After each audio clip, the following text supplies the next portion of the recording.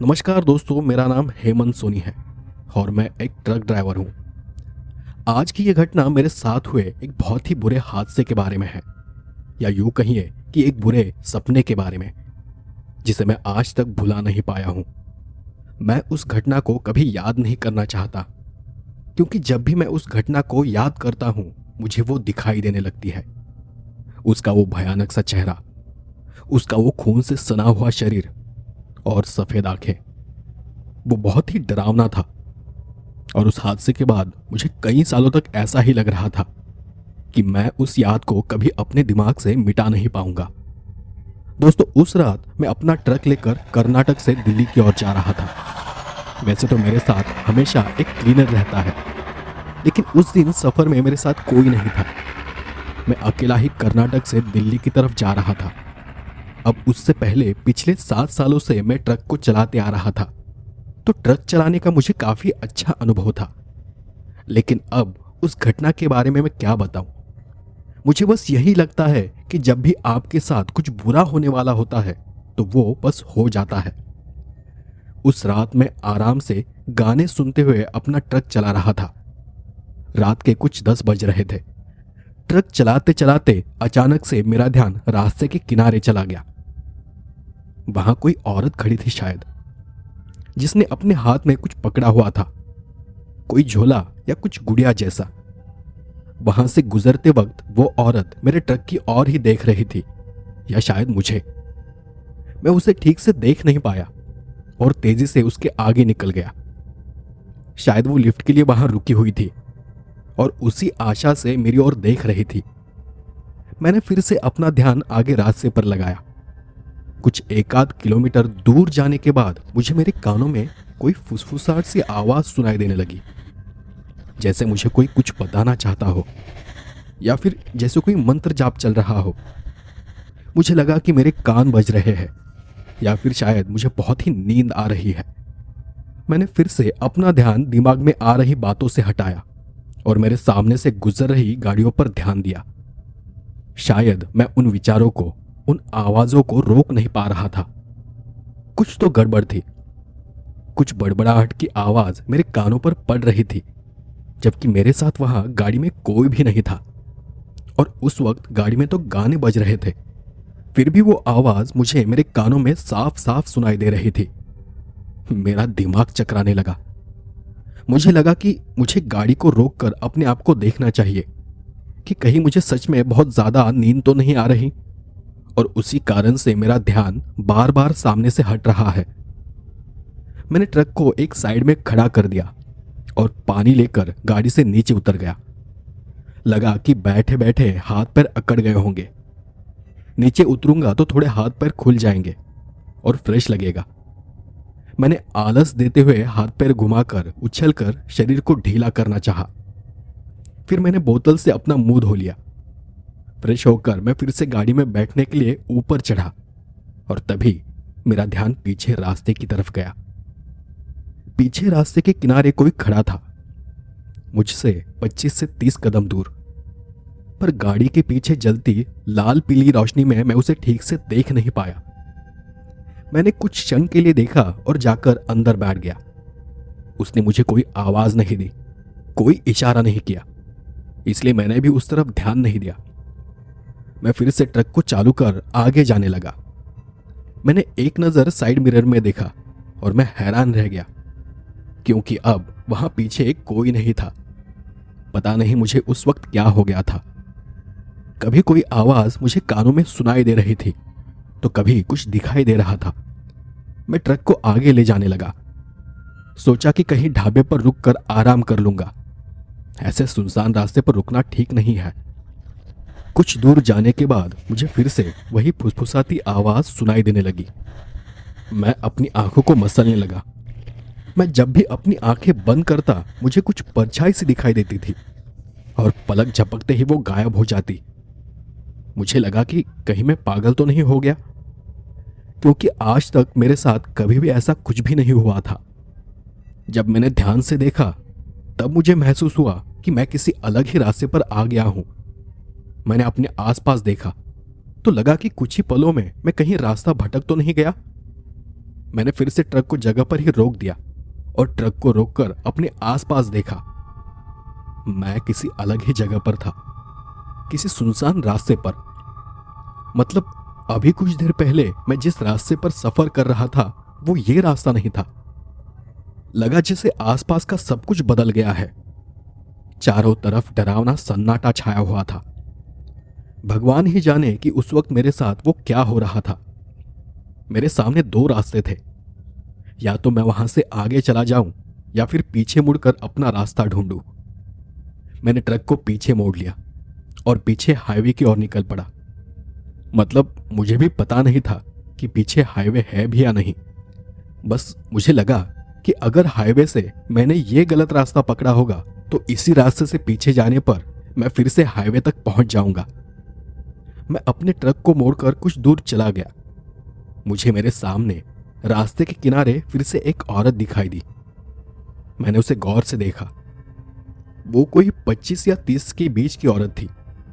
मैंने सोचा कि इतने गहरे सन्नाटे में इतनी शांत जगह पर कोई औरत इस वक्त क्या कर रही होगी। उसके शरीर पर सफेद कपड़े थे और मुझसे दूर खड़ी होकर वो मुझे घूर रही थी। मैं ट्रक उसके पास लेकर चला गया और वहां से देखा तो पता चला कि वो औरत पेट से है। मुझे उसकी हालत देख थोड़ा बुरा लगा। मैंने उससे कुछ पूछताछ करने की कोशिश की और उसे आवाज दी, हे लड़की, इतनी रात को इस हालत में यहां क्या कर रही हो? उसने मुझे कोई जवाब नहीं दिया। वो बस मेरी ओर देखती रही।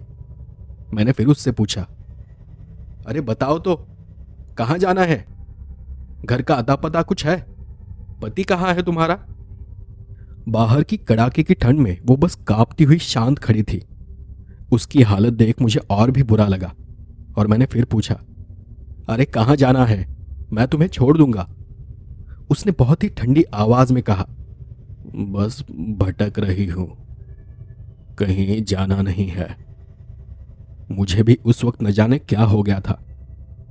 वैसे मैं ऐसी चीजों से हमेशा दूर ही रहता हूं, क्योंकि कई बार ऐसे लोगों से, ऐसे अनजान रास्तों से खतरा होता है। पर सब कुछ जानते हुए भी मैंने सोचा कि इसे ढाबे तक ले जाता हूं, कुछ खिला पिला कर किसी अच्छी जगह पर छोड़ दूंगा। मैंने लड़की को गाड़ी के अंदर बैठने के लिए कहा, फिर भी वो मुझे अजीब नजरों से घूर रही थी। उसके बैठने के बाद हम वहां से आगे निकल गए।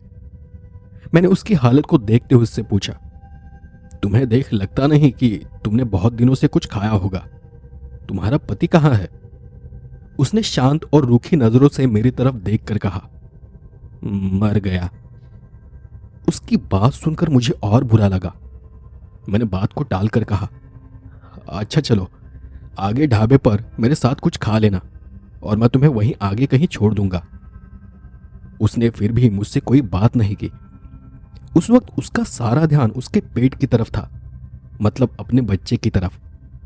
मुझे लगा शायद उसे दर्द हो रहा होगा। मैंने भी उसके पेट को देखते हुए उससे पूछा, कौन सा महीना है? उसने फिर भी कुछ जवाब नहीं दिया। वो बस अपने पेट को सहलाती रही। मैंने सोचा कि शायद वो किसी सदमे में है और इसलिए ज्यादा बात नहीं कर रही। मैं शांति से ट्रक को चला रहा था। आगे कहां जाना था, रास्ता मुझे कुछ भी पता नहीं था। मैंने यहां वहां देखते हुए उससे पूछा, अच्छा तुम्हें आगे का रास्ता तो पता है ना? कौन सा रास्ता है ये? उसने उसी गंभीर और रूखी आवाज में जवाब दिया, मौत का। इस बार मुझे उस पर बहुत गुस्सा आ गया। मैंने उससे गुस्से में ही कहा, अरे अजीब औरत हो तुम। मैं तुमसे अच्छे से बात कर रहा हूं और तुम हो कि बहुत अजीब जवाब दे रही हो। गाड़ी चलाते चलाते एक बार मैंने अपने गले के धागे को छुआ। अक्सर हम जैसे लोग किसी बाबा या किसी साधु से अपनी रक्षा के लिए धागा बंधवाते हैं। कुछ देर तक मैंने उससे कोई बात नहीं की। मैं बस आगे देख ट्रक चलाता रहा। पर कुछ वक्त बाद मैंने एक दो बार अपना पैर ब्रेक से हटाया तो मुझे नीचे पैर के पास कुछ चिपचिपा सा महसूस हुआ। मैंने झुककर नीचे देखा तो नीचे केबिन में सब तरफ खून ही खून फैला हुआ था। वो देख मैं भौचक्का रह गया। मैंने झल्लाकर ही कहा, ये क्या, इतना सारा खून कहां से आ गया? और ऐसा कहते हुए मैंने पीछे सीट की तरफ देखा वहां देखा तो वो औरत वहां नहीं थी। मैंने सोचा कि वो औरत पेट से है, तो अचानक कहां चली गई? कहीं वो चलती गाड़ी से नीचे कूद तो नहीं गई? और ये सारा खून कहीं उसका तो नहीं? मैं भी गाड़ी रोककर नीचे कूद पड़ा। नीचे उतर कर देखा तो वो औरत वहीं पर थी, अपने घुटनों के बल बैठी हुई दर्द से कराह रही थी। मैंने पीछे से ही उसे आवाज दी, अरे क्या हुआ? कोई तकलीफ है क्या? उसका ध्यान मेरी तरफ नहीं था और उसकी गर्दन नीचे झुकी हुई थी। और उसी वक्त उसका एक हाथ ऊपर उठा। उस हाथ को देख मेरी आंखें फटी की फटी रह गई। उसके हाथ में खून लगा था और हाथ में खून से सना हुआ एक खंजर था। मैं कुछ सोच पाता उससे पहले ही उसने वो चाकू अपने पेट पर घुमाया और वो जोर से दर्द से चीख उठी। उस चीख को सुनकर मेरे सर से लेकर पांव तक बिजली की एक लहर दौड़ गई। उस मंजर को देख मैं घबरा गया। मैं किसी भी झंझट में नहीं पड़ना चाहता था, पर उस औरत को भी रोकना जरूरी था, इसलिए मैं उसकी ओर बढ़ा। पता नहीं वो औरत कौन थी और क्या करना चाहती थी। उसने फिर से अपना हाथ हवा में उठाया और तभी मैंने उसके हाथ को हवा में ही पकड़ लिया। उसके हाथ का स्पर्श बहुत रूखा और मरा हुआ सा था। मैंने सोचा कि उसे उठाकर अस्पताल ले जाना ही ठीक होगा और मैं उसे कुछ कहता, तभी वो औरत एक जोर की चीख के साथ हवा में किसी पुतले की तरह घूमकर ठीक मेरे चेहरे के सामने खड़ी हो गई। उसकी चीख इतनी भयानक थी कि मेरे रोंगटे खड़े हो गए। चेहरा इतना खौफनाक कि सांस रुक जाए। उसे देखने भर से मेरा पूरा शरीर किसी पत्थर सा सख्त होता चला गया। उस वक्त मैं जान गया कि यह कोई आम औरत नहीं, यह कोई आत्मा या चुड़ैल है। उस चुड़ैल के शरीर पर जगह जगह पर जख्म थे, कपड़े फटे थे, लाल लाल खून से सने हुए थे, आंखें सफेद चमक रही थी।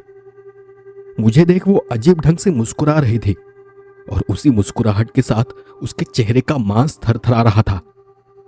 पेट से काला खून रिस रहा था और उसके एक हाथ में खून से सना हुआ खंजर था तो दूसरे हाथ में खून से सनी हुई गुड़िया। उसने मेरे चेहरे के बहुत पास आते हुए एक अजीब आवाज में कहा, तू मेरी बच्ची को मुझसे छीनना चाहता है? मैं तुझे मार दूंगी। मैं चाहकर भी कुछ नहीं कर पा रहा था। मेरे शरीर का जैसे सारा खून खत्म हो गया था।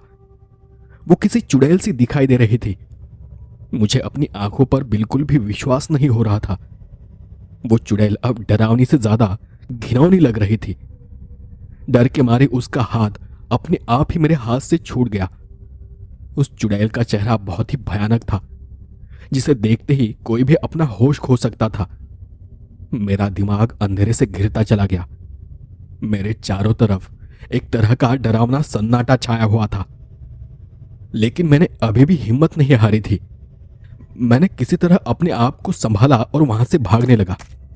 मैं बस दौड़ता रहा, पता नहीं कितनी दूर और कहां तक। दूर दूर तक बस अंधेरा फैला हुआ था। मुझे बस इतना पता था कि मैं खेतों के बीच से दौड़ रहा हूं। डर के मारे मुझे आसपास के पेड़ पौधे भी किसी लहराते प्रेतों और आत्माओं की तरह दिखाई दे रहे थे। मैं तो बस भागता ही जा रहा था, पता नहीं मैं कहां पर था। आखिरकार थककर मैं एक पेड़ के पास जाकर रुक गया। मेरी सांसें तब हद से ज्यादा तेज चल रही थी। उसी पल मुझे कहीं से कुछ गुनगुनाने की आवाज सुनाई देने लगी। थोड़ा गौर से सुनने की कोशिश करने पर महसूस हुआ कि वो आवाज मेरे पीछे से कहीं से आ रही है। मैंने पेड़ के पीछे देखा तो वो चुड़ैल वहीं पर बैठी हुई थी। उसके बाल बिखरे हुए थे और वो एक कफन जैसे कपड़े में लिपटी हुई गुड़िया को लोरी सुना रही थी। ऐसा लगा जैसे वो उस गुड़िया को मौत की लोरी सुना रही हो, या फिर वो सब कुछ मेरे लिए था। अपनी मौत को इतनी करीब से देखकर मेरे शरीर की सारी ताकत खत्म होने लगी थी। मेरा मन अब अंधेरे में डूबने लगा था। मुझे हर तरफ से वो गुनगुनाहट की आवाज सुनाई दे रही थी। ऐसा लगा जैसे मेरा मस्तिष्क फटा जा रहा हो। मैं अपने सर को अपने दोनों हाथों से दबाते हुए जोर जोर से चीख रहा था। मैंने तेज दर्द के कारण अपनी दोनों आंखें बंद की। फिर अगले कुछ ही पल में सब कुछ एकदम शांत होता चला गया। मेरे सिर में जो दर्द उठा था वो भी धीरे धीरे कम होता गया। मेरी सांसें अब भी तेज चल रही थी।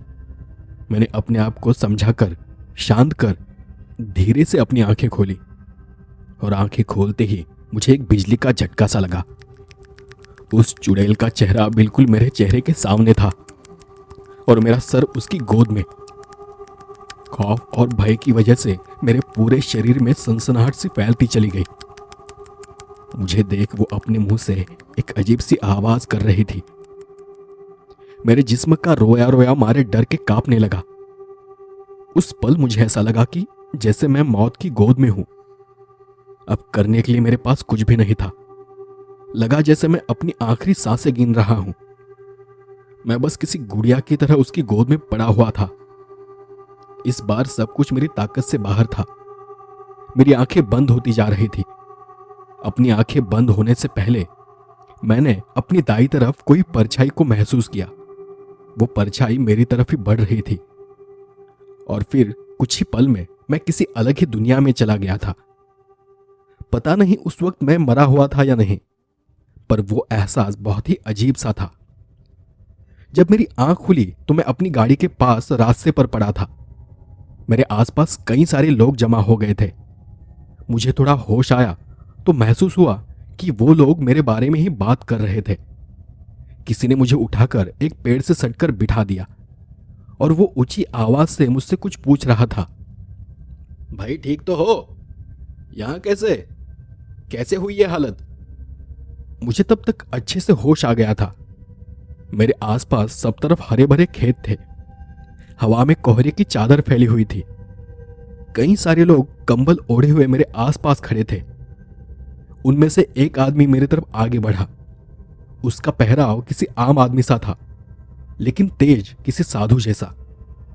मेरे पास आकर उसने मुझे उठाते हुए कहा, आराम करके हो गया हो तो अब आगे चलते हैं, मुझे जल्दी से जाना है। मैं हैरान होकर उसकी बात सुन रहा था। न जाने वो आदमी कौन था और ऐसी बात क्यों कर रहा था। तभी उसने आसपास खड़े लोगों से कहा, अरे डरने की कोई बात नहीं है। कल रात इसने ज्यादा पी ली थी, नशे में रास्ता भटक गया और यहां आकर गिर पड़ा। जब सहन नहीं होता तो पता नहीं लोग इतनी क्यों पीते हैं। अच्छा चलो हटो, रास्ता छोड़ो, हमें जाना है। और वो आदमी मुझे उठाकर मेरे ट्रक की तरफ लेकर चला गया। उसी के सहारे मैं किसी तरह गाड़ी के अंदर बैठ गया, पर मेरे दिमाग में अब भी रात के उस सदमे का असर था। सब कुछ किसी नशे सा था। मैंने दबी आवाज में उससे पूछा, आप कौन? उसने मुस्कुराते हुए कहा, गाड़ी तो निकालो। मैंने अपने आसपास देखा। लोग हमें घूरकर देख रहे थे। मैंने उन लोगों की ओर देख अपने दिमाग में उठ रहे विचारों को शांत किया और ट्रक को चालू कर वहां से निकल पड़ा। वहां से कुछ दूर आगे जाने के बाद उस आदमी ने मुझे बताया कि वो काली माता का पुजारी है, जो गांव-गांव घूमकर स्मशान साधना करता है। उस रात भी वो स्मशान साधना कर आगे जा रहा था और उसे रास्ते में मैं दिखाई दिया। उस रात उसी साधक ने मेरी जान बचाई थी। उसने बताया कि वो एक भटकती आत्मा थी और जाने अनजाने में मैं उसके दायरे में चला गया था। इसलिए वो आत्मा मेरी जान लेना चाहती थी और उस आदमी ने मुझे उस आत्मा के चंगुल से छुड़ाया था। पर दोस्तों, उस हादसे से मैं किसी तरह बच तो गया था, लेकिन उस घटना ने, उसके खौफ ने मेरे जहन में कुछ इस तरह से घर बना लिया था कि जब भी मुझे वो घटना याद आती थी, वो औरत, वो भटकती आत्मा मुझे नजर आने लगती थी और आज तक मैं उसे भुला नहीं पाया हूं। तो दोस्तों, ये थी आज की कहानी। कहानी आपको कैसी लगी मुझे कमेंट कर जरूर बताएं।